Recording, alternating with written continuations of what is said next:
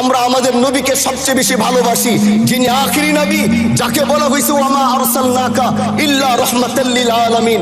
আমরা বারবার দেখছি কিছুদিন পর পর কারা যেন কিভাবে এসে আল্লাহ নবীর শানে কটূক্তি করে, নবীকে নিয়ে অশ্লীল ভাষায় গালিগালাজ করে। এই দেশের মানুষ নামাজ না পড়লেও যদি কেউ নবীকে কটূক্তি করে তার কলিজা ছিঁড়ে যায়, সে রাজপথে নেমে যায়।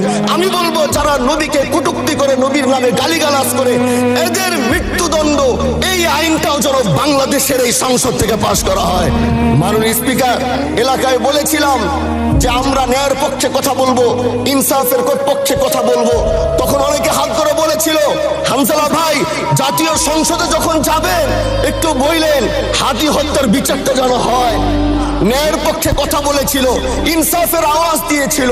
আমাদের মতোই যুবক মাননীয় স্পিকার, তিনি এই যে স্বপ্ন বলেছিল এক সুন্দর বাংলাদেশ করবার, রাস্তার ভিতরে সেই স্বপ্ন থামিয়ে দেওয়া হয়েছে।